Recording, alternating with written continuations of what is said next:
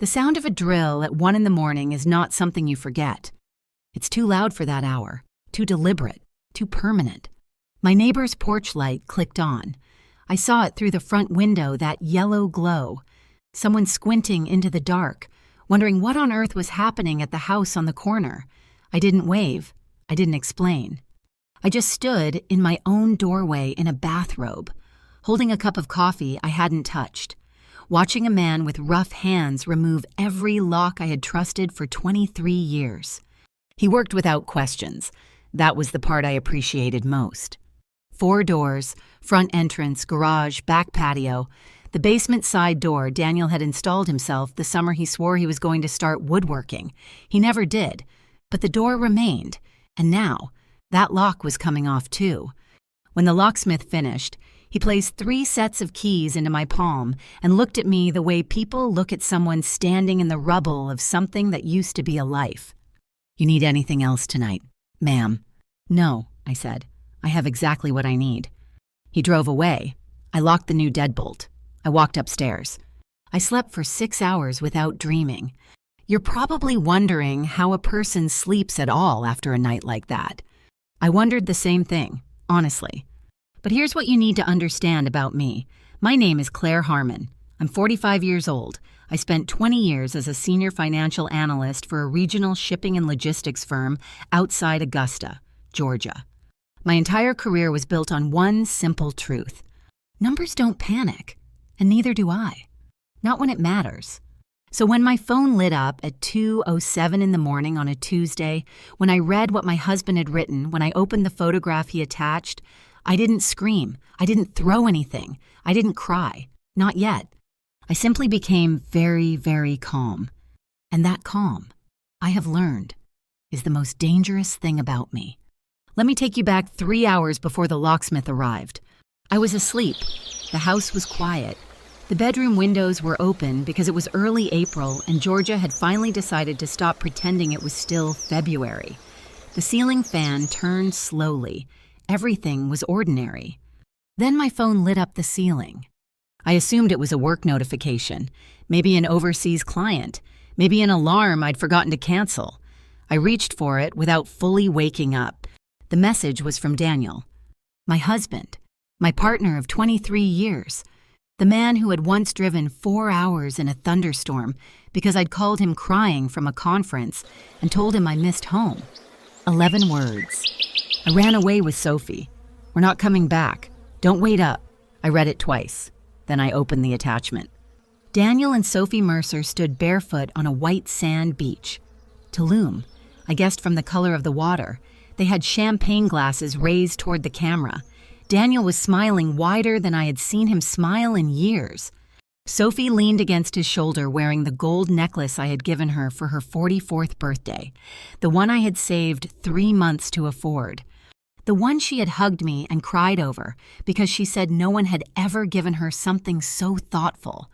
She was wearing it in the photograph, pressed against my husband's arm, on a beach I had not been invited to. I sat with the image for exactly 53 seconds. I know because I watched the clock on my phone while I stared at it. Not because I doubted what I was seeing, because I was already looking for details. The resort bracelet on Daniel's wrist, the designer sunglasses on Sophie's face, the oyster white lounge chairs behind them. None of that had been paid for with their money. I knew that with absolute certainty. I typed 2 words. Good luck. Then I opened my banking app. Sophie Mercer had been my closest friend since the 2nd week of college. We had survived terrible apartments, impossible professors, broken relationships, promotions, one miscarriage she never talked about with anyone else, and every single ordinary Tuesday that exists between 21 and 45. She knew every fear I had ever trusted to another human being. When Daniel forgot our 15th anniversary, Sophie had quietly arranged a dinner reservation and told him it was his idea.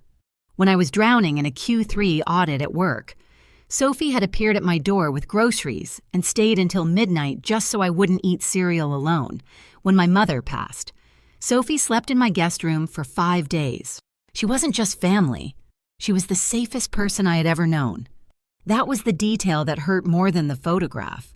Not Daniel, not the beach, not the champagne. The necklace. There were 3 supplementary cards listed under my primary account. Mine, Daniel's, and Sophie's an emergency card I had added during a trip she took to Portugal 3 years earlier when her wallet was stolen. She had paid me back. I had forgotten to remove her authorization. She had never used it again. Or so I had believed. I filtered transactions by date. Tulum Hacienda Grand Resort, 4 nights, private villa. Sunset dinner cruise. Rooftop spa, twice. Designer boutique on Avenida Coba, 3 separate visits. The numbers climbed steadily, 1,000, then 3, then 6. My pulse slowed down rather than speeding up. That is always the sign, for me, that something serious is happening. When my heart decides to get very quiet and very steady, that's when I make permanent decisions. I called the credit card company. I canceled every supplementary card in under 5 minutes. Then I changed every password, every security question, every wire transfer authorization, every saved login that Daniel had ever asked me to store on our shared browser. Then I found the locksmith. And the rest, you already know. The next morning, at exactly 7:18 a.m., someone knocked on my front door. 3 hard blows, then 3 more. Not a knock, a pounding. I slipped on my robe and walked downstairs. For one brief moment, I thought it might be Daniel back already. Cards declined. The fantasy over before the champagne had even gone flat. I almost smiled at the thought. I looked through the peephole. 2 uniformed police officers stood on my porch. I left the security chain in place and opened the door 2 inches. "Good morning." The older one removed his hat. "Are you Claire Harmon?" "I am." "Mrs. Harmon, I'm Officer Callahan. This is Officer Reyes. We've received a complaint from your husband." He paused. "We'd like to ask you a few questions." I let them in. I led them into the living room where morning light was falling across the hardwood floor in long gold stripes. I remembered the Saturday Daniel and I had refinished that floor ourselves, both of us in old clothes, laughing when he stepped in the stain and left ghost footprints across the subfloor. That was year 9, when laughing still happened naturally. The memory came and went in less than a second. Officer Callahan remained standing. He spoke carefully, the way officers speak when they aren't sure yet which side of a situation they're on. "Your husband contacted local authorities early this morning. He claims you've locked him out of the marital residence, frozen all access to shared finances, and taken control of jointly held assets." "I see," I said. Officer Reyes studied me. "You don't look surprised." "I'm not." Callahan continued. He also states that when he attempted to purchase return flights to Augusta this morning, every card was declined. He believes you emptied the accounts. "I didn't empty anything." "But you did cancel the cards." "Yes." A pause. "Can you tell us why?" I stood up and walked to my home office. I had always believed that the most important conversations in life deserve documentation, not emotion. Inside my filing cabinet, alphabetized, labeled, maintained with the same precision I brought to every client account, were the folders that would answer every question Officer Callahan hadn't thought to ask yet. I returned with 3 of them and placed them on the dining room table. Callahan opened the first one, the property deed. His eyebrows lifted almost imperceptibly. He was good at keeping his expression neutral, but not quite good enough. "This property was purchased in your name." He checked the date, 8 months before your marriage. "That's correct." "And Mr. Harmon was never added to the title." "No, he was not." Officer Reyes read quietly over his partner's shoulder. Callahan closed the folder. "Mr. Harmon described this as our house." I chose my next words the way I chose everything, deliberately. It was our home, legally. Those aren't always the same thing. The second folder held my investment records, retirement accounts, brokerage statements, beneficiary documents. Every single one predated my marriage. Every single one remained in my name alone, because my father had left them to me specifically, and I had never changed that structure. Partly out of habit and partly, I now understood. out of some quiet instinct I had never fully acknowledged. "These accounts also belong to you individually," Reyes said. "They're not joint accounts, no. And the credit cards?" "Attached to my accounts. Daniel had an authorized user card, so did Sophie Mercer." Callahan leaned back. "Canceling authorized user cards is within your legal rights as the primary account holder." I believed so. He nodded slowly. So did I. Silence settled across the room. Outside, a neighbor was pushing a stroller along the sidewalk. A lawnmower started somewhere down the block. Perfectly ordinary Wednesday morning sounds. Inside my dining room, 23 years of marriage were being quietly sorted into paperwork. Callahan folded his hands. "Mrs. Harmon, what exactly happened?" I reached for my phone. I opened Daniel's message without saying a word. Then I slid it across the table. Both officers leaned forward. They read the 11 words. They looked at the photograph, the champagne, the beach, Sophie's necklace. Neither of them spoke for a long moment. Reyes exhaled. He looked almost embarrassed on Daniel's behalf. "He sent you this at 2 a.m. "He did." Callahan handed the phone back. "I understand why you changed the locks." "I thought you might." He hesitated only briefly. Why change every lock? Why not simply ask him not to come home? I looked toward the front door. The new deadbolt gleamed faintly in the morning light. Because he already told me he wasn't coming home. Officer Callahan nodded. Once, slowly. "Fair point." Reyes shifted in his chair. "What about the finances he insists you drain the accounts?" "I transferred nothing from any account that belonged to him." "You only removed access." "Exactly." "Would you be willing to show us?" I opened my banking app on my laptop and turned the screen toward them. The balances were all there. Every cent. Nothing missing, nothing moved. I had locked the doors. I had not robbed the house. Callahan pointed toward the transaction history. "Would you scroll back?" I did. And that was when everything I thought I understood about the last year shifted sideways.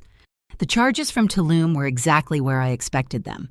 Hotel, dining, boutiques, spa, the charter boat. I watched Callahan and Reyes read through them with the particular expression people get when they're trying not to editorialize. But then something caught my eye. A line I hadn't looked at closely the night before.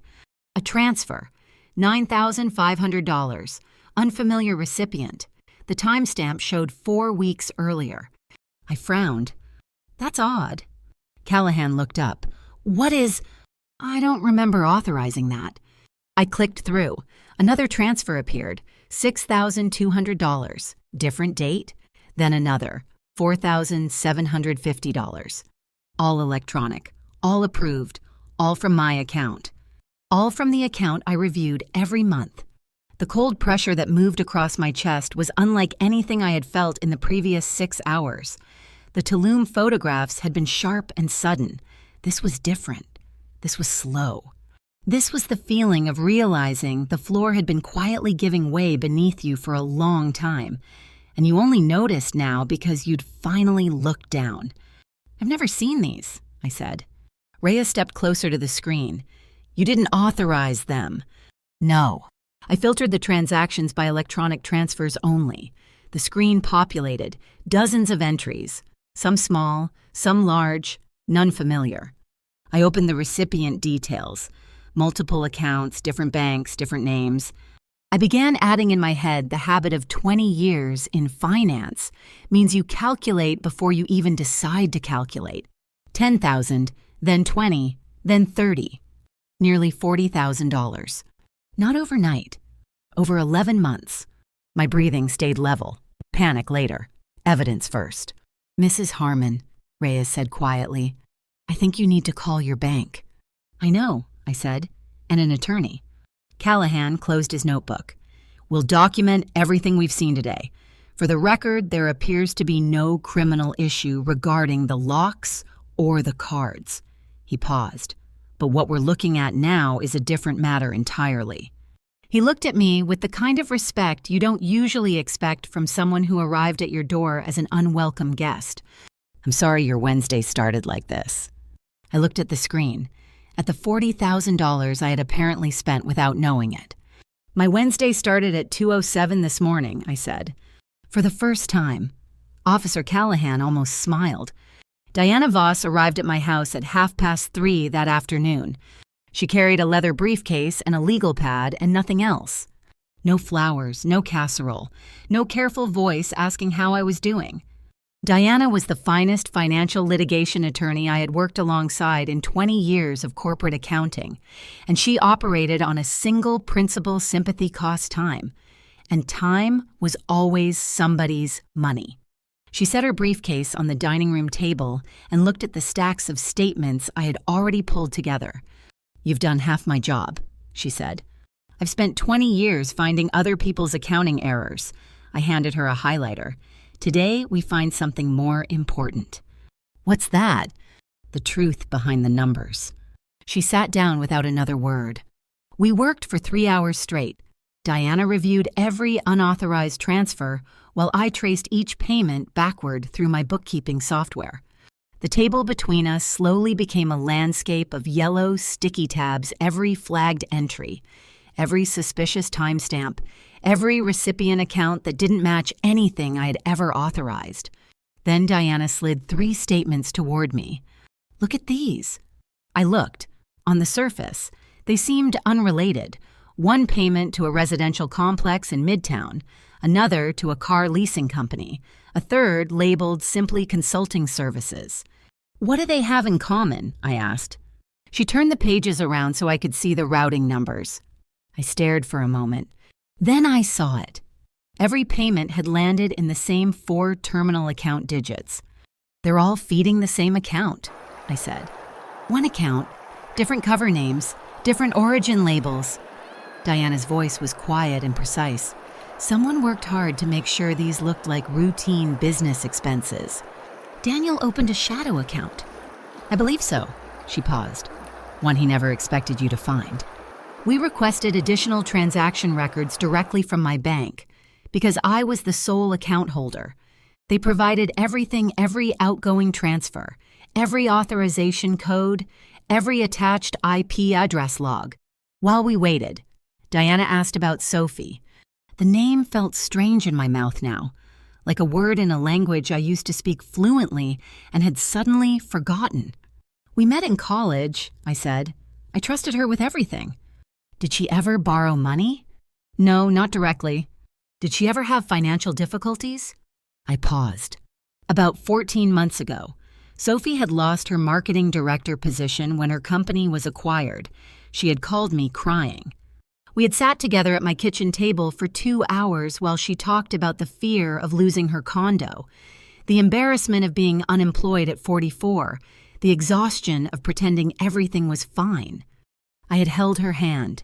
I had told her she would be okay. "She lost her job about a year ago," I said. Diana looked at me steadily, and that's when the transfer started. I pulled up the first unauthorized payment, 13 months ago, the week after Sophie told me she might have to break her lease. "I thought Daniel was just being kind," I said. "Or," Diana said carefully, "they were already planning."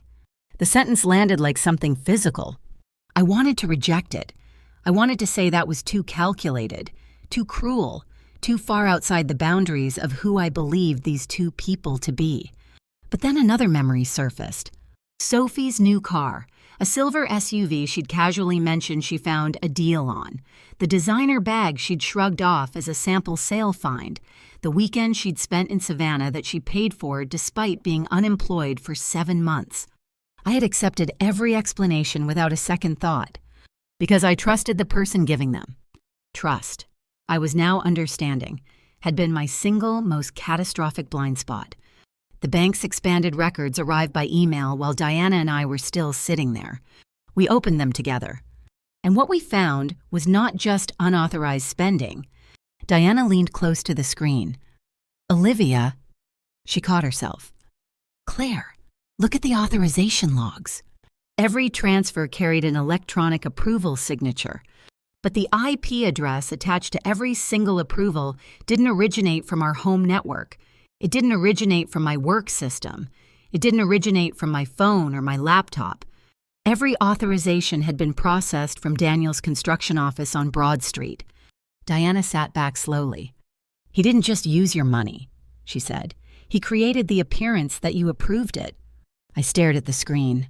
"He impersonated me." "Electronically, yes." I looked across the room at the framed photographs still sitting on the bookshelf. Daniel and me at our 20th anniversary dinner. Sophie standing between us at my sister's wedding. All three of us laughing at something none of us would probably remember now. We looked like people who would always trust each other. We had been very convincing. "There's more," Diana said. She opened a supporting document, the Midtown Residential Complex, the monthly payment I had apparently been making for almost a year. "The lease isn't under Daniel's name," she said. I already knew what she was going to say. "Sophie," Diana nodded. "Vanessa Sophie Mercer, signed 13 months ago, monthly rent paid automatically from your account from month 1. The number on the lease was higher than I expected. A 2-bedroom in a building I knew, a building with a rooftop terrace and a gym and a concierge desk in the lobby.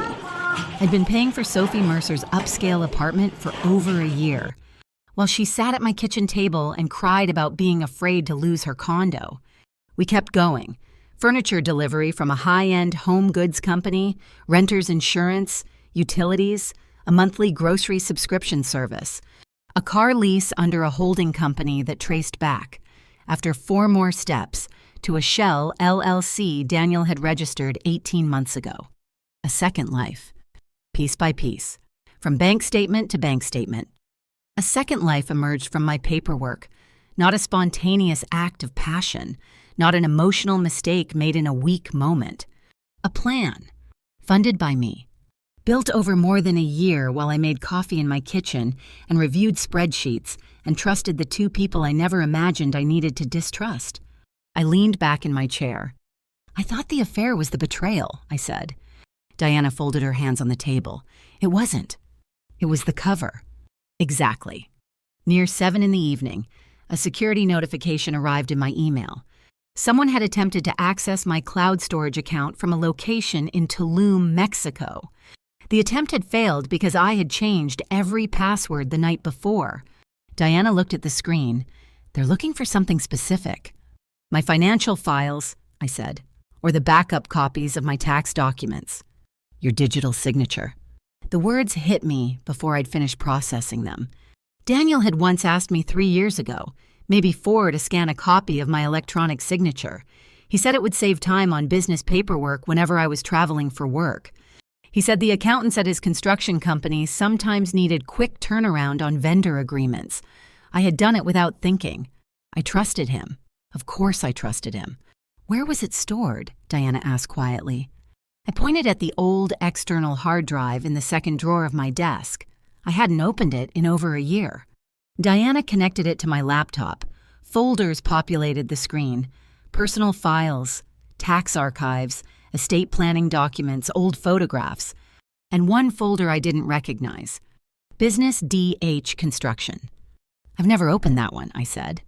Inside were 47 PDF files, vendor contracts, loan applications, equipment purchase agreements, a commercial line of credit application from 14 months ago. Most of them carried my electronic signature. None of them had ever passed through my hands. Diana read silently for several minutes.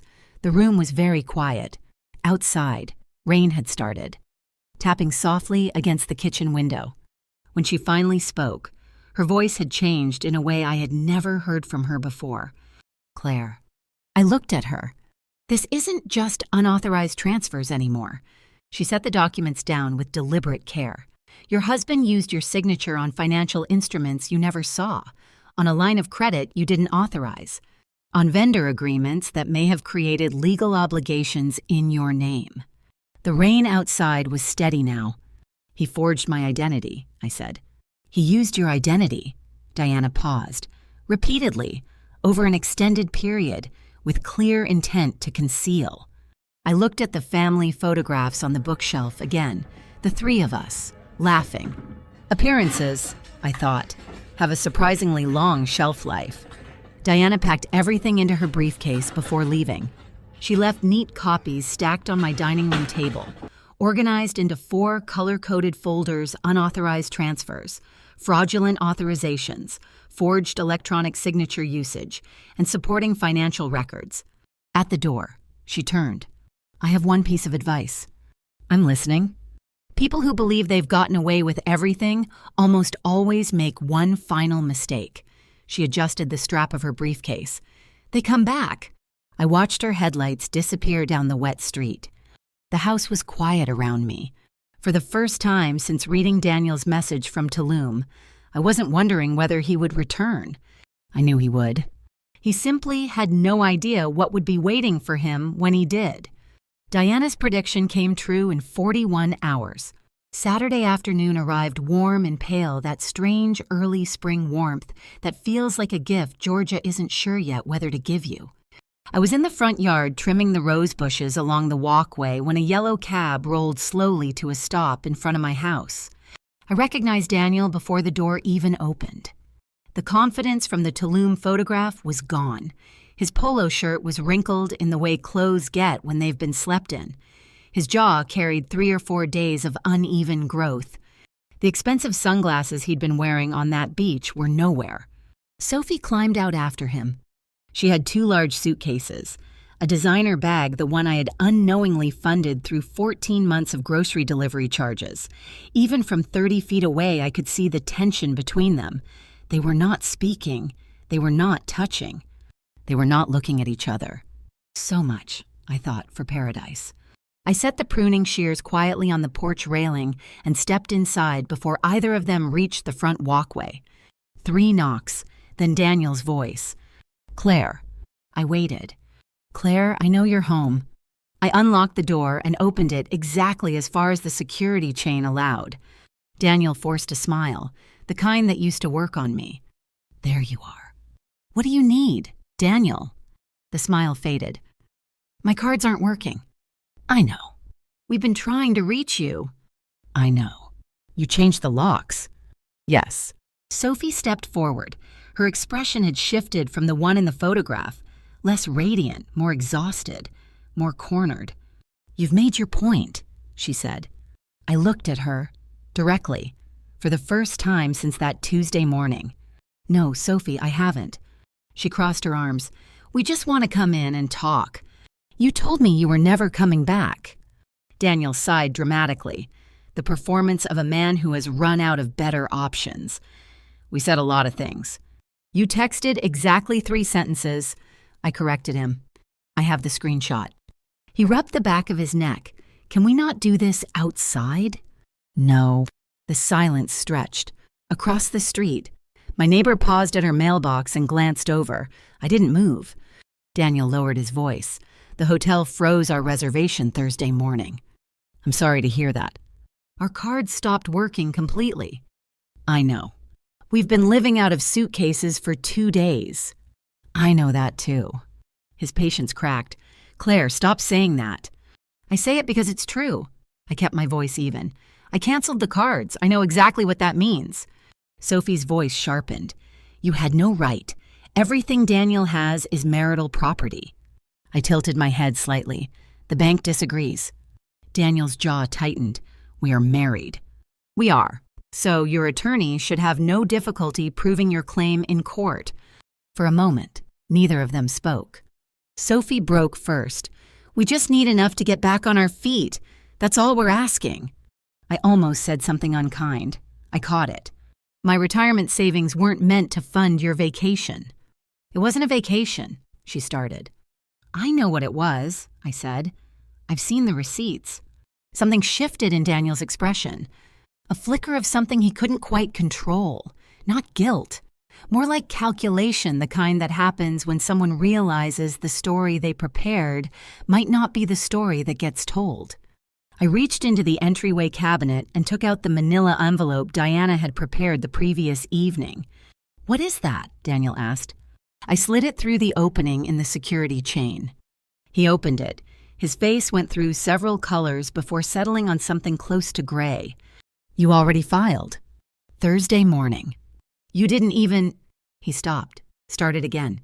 "You didn't give me a chance to—" You announced the end of our marriage from a beach resort, I said, with my best friend, using my credit card. I paused. What conversation did you think we were going to have? Sophie leaned over his shoulder, trying to read the paperwork. What does this mean?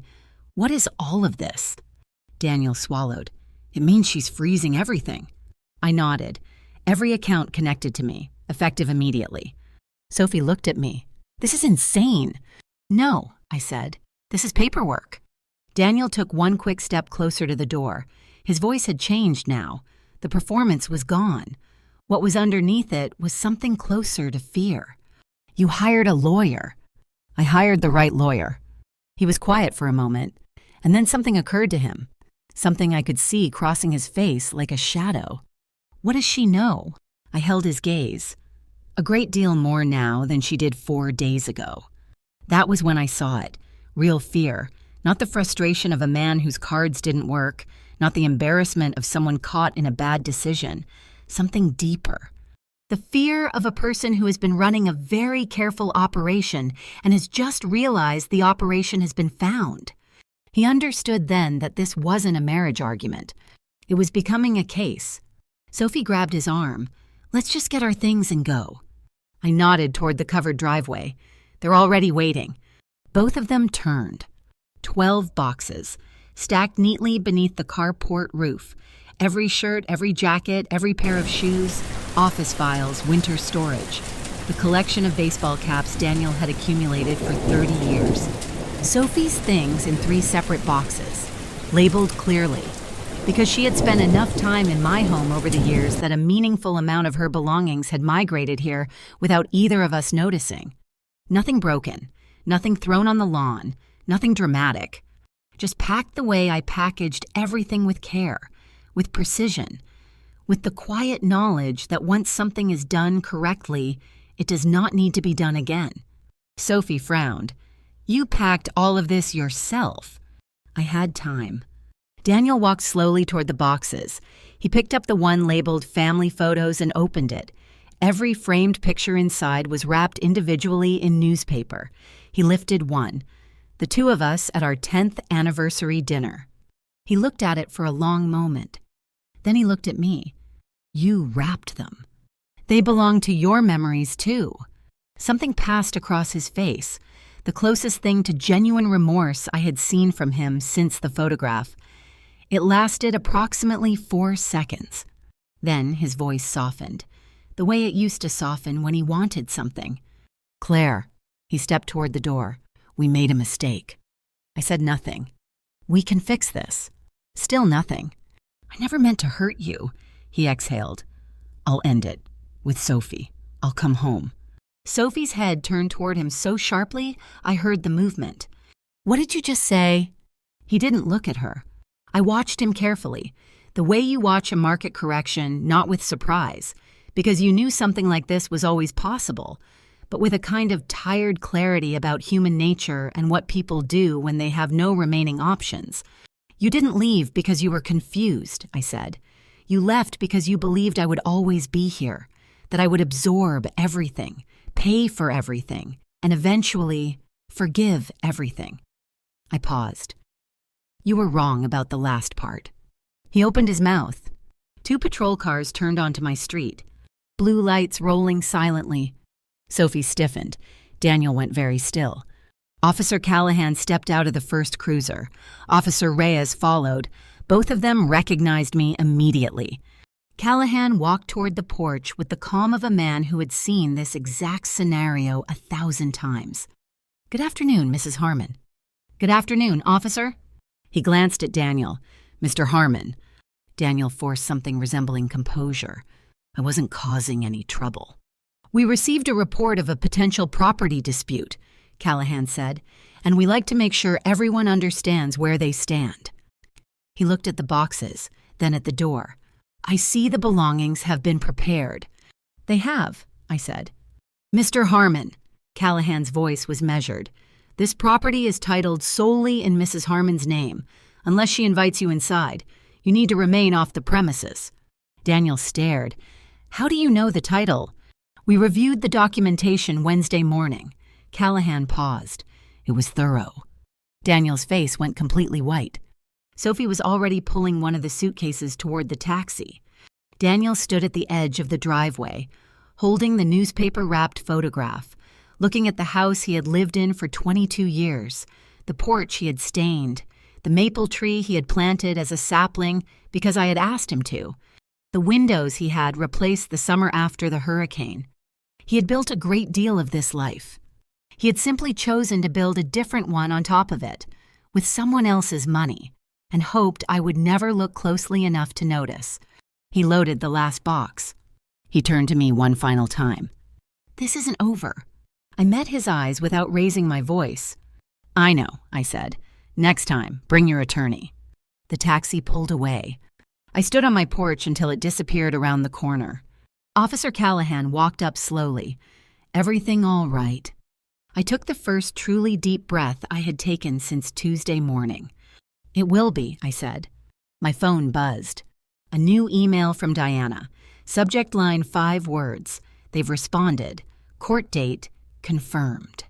I opened the attachment. 4 weeks. In exactly 4 weeks, everything Daniel had hidden would become part of the public record. The courthouse smelled like old stone and recirculated air. I had been inside it once before, years earlier, testifying in a routine commercial dispute on behalf of my firm. That time I had arrived as an expert witness someone called in to explain numbers to people who didn't speak them fluently. This time I arrived as the center of the story. Diana met me outside the courtroom with 2 organized binders and a bottle of water. "You look steady," she said. "I am. Answer only what's asked. Let the evidence carry the weight." She didn't need to say it, but I appreciated that she did. Inside, Daniel was already seated beside his attorney, a man named Marcus Elwood, well-dressed, confident in the specific way of someone who has won a lot of cases by being persuasive before the facts matter. Sophie sat one row behind Daniel. She didn't look at me when I entered. She looked like someone who had not slept in weeks. The Tulum glow was long gone. Whatever she and Daniel had imagined the other side of that flight looked like, it clearly hadn't survived contact with reality. Judge Eleanor Whitmore entered at exactly 9 o'clock. She was in her early 60s, silver-haired, with an expression that efficiently communicated she had no patience for performance. Marcus Elwood spoke first. He was smooth, organized, persuasive. He described Daniel as a man who had made personal mistakes but was being financially crushed by a wife acting out of revenge rather than necessity. He used words like overreach and disproportionate response. He painted a picture of a marriage that had broken down mutually, followed by one partner weaponizing financial access to punish the other. If I hadn't lived through the previous 4 weeks, I might have found him convincing. Diana stood when it was her turn. She did not raise her voice. She did not pause for dramatic effect. She simply opened her first binder and placed it in front of the judge. "This is not a case about a failed marriage," she said. "It is a case about a planned, systematic financial deception executed over 14 months, funded entirely from accounts belonging solely to my client." Judge Whitmore nodded. "Proceed." The first exhibit appeared on the courtroom screen. The Tulum photograph. Then Daniel's text message, every word projected clearly. "I ran away with Sophie. We're not coming back. Don't wait up." The room was very quiet. Diana clicked again. Credit card statements, hotel charges, private charter, designer boutique, spa appointments, each line highlighted, each connected to my account. She read amounts and dates in a flat, steady voice. No drama, just numbers. Then the bank transfers, one by one. The apartment lease, the car, the insurance, the furniture deliveries, $40,000 that had moved from my account to a life I had never been invited to see. Rachel's head, Sophie's head, dropped slowly forward. Diana displayed the authorization logs, the electronic signatures, the IP addresses. Every authorization for these transfers originated from Mr. Harmon's construction office on Broad Street, not from Mrs. Harmon's home, not from her workplace, his office. Judge Whitmore leaned forward. Marcus Elwood shifted in his chair. Diana called Daniel to the witness stand. He walked up, looking composed. He had prepared. His attorney had coached him. He believed he had a version of events that could survive cross-examination. He was wrong. Diana approached him slowly. She held nothing. She needed nothing in her hands. "Mr. Harmon, did your wife know about the apartment leased in Miss Mercer's name downtown?" "No." "Did she authorize you to pay that lease?" "No." "Did she know you used her account to do so?" "No." "Were you at that time in a romantic relationship with Ms. Mercer?" A pause. "Yes." "And you used your wife's money to support and conceal that relationship over a period of 14 months. It wasn't framed as a question, but he answered anyway. "Yes." A murmur spread through the gallery. "Mr. Harmon, did your wife ever provide written authorization for these transfers?" "No." "Verbal authorization?" "No." "Did you represent to the bank that she had approved them?" He glanced toward Elwood. Judge Whitmore looked up from her notes. "You'll answer the question, Mr. Harmon." A beat. "Yes." Diana nodded once. "No further questions." She called Sophie next. Sophie walked to the stand without looking at Daniel, without looking at me. She sat with her fingers laced tightly together on the armrest. Diana's voice was surprisingly gentle. "Ms. Mercer, at what point did you become aware that the payments you were receiving came from Mrs. Harmon's accounts?" Sophie was quiet for a moment. "About 3 months before the Tulum trip," she finally said. "Daniel told me the money was from shared accounts, but later I started asking questions, and eventually I understood where it was actually coming from." "And after you understood," Sophie closed her eyes briefly. "I kept accepting it." In the row ahead of her, Daniel turned sharply. "You said we weren't—" Judge Whitmore's voice was immediate and final. "Mr. Harmon, you will remain silent." Sophie continued without looking at him. "I asked him multiple times whether he was going to tell Claire. He kept saying there was enough left that she'd never notice." She paused. "He said she never looked closely at the accounts." The silence that followed was complete. He'd been wrong about that. He'd been wrong about that from the very beginning. Diana presented the final exhibit, the external hard drive, the 47 documents, the forensic analysis from the document examiner she had engaged 3 weeks earlier. The electronic signature appearing on these financial instruments was extracted from a previously signed tax document belonging to Mrs. Harmon and applied to contracts and loan applications without her knowledge or consent. The forensic analysis confirms the signature was duplicated digitally, not provided voluntarily. Judge Whitmore spent 4 full minutes reading the report. No one spoke. The only sound was the turning of pages. When she set the report down and looked directly at Daniel, the courtroom felt smaller than it had a moment before.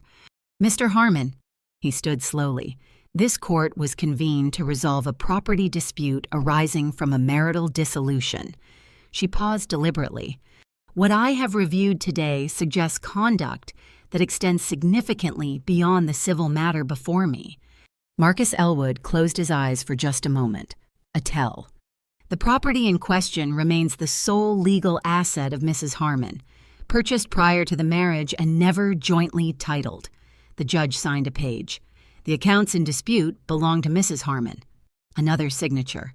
"The unauthorized transfers from those accounts are undisputed by the respondent's own testimony." A third page. "The court orders immediate enforcement of the financial injunction, awards Mrs. Harmon exclusive possession of the marital residence, and directs full restitution proceedings through the sale of eligible business assets and structured payment arrangements to be monitored by this court." She lifted the forensic report one final time. "The additional findings contained in this forensic analysis are being referred to the appropriate investigative authority for review of potential criminal conduct." The room absorbed this quietly. Marcus Elwood gathered his papers with the careful movement of a man recalibrating. "Under the counsel table." Diana's hand briefly pressed my arm. Not triumph, just steadiness. As the bailiff called the court adjourned, Daniel finally looked at me.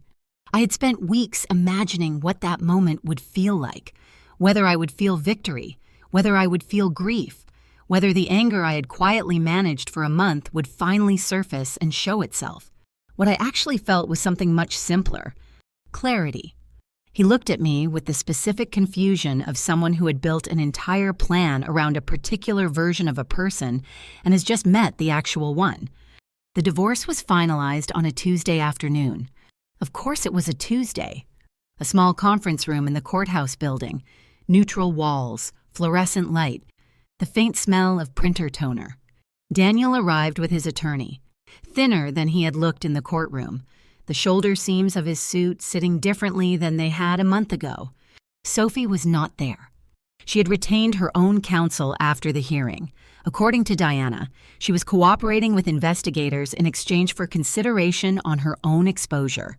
I didn't ask for details. There are things you stop wanting to know because knowing them will not make you feel better. The agreement was straightforward. The house remained mine. My accounts remained mine. Daniel was ordered to repay a determined portion of the unauthorized transfers through the forced liquidation of business assets his construction company no longer had the contracts to support anyway. The investigation had moved quickly, and vendors who had been waiting on payment for months had begun the process of filing liens before the ink on the divorce decree had dried. His company was effectively finished. I did not feel satisfaction when Diana told me. I felt tired and honest and very, very ready to be somewhere else. After the papers were signed, Daniel followed me into the courthouse hallway. "Claire." I stopped. He glanced at Diana. "Can I speak with her privately?" "Ex-wife," Diana said. The word landed without cruelty, which made it land harder. I turned to face him. "You can speak here." He nodded. He looked at his hands for a moment. "I know you hate me." "I don't," I said. That surprised him. It surprised me a little too.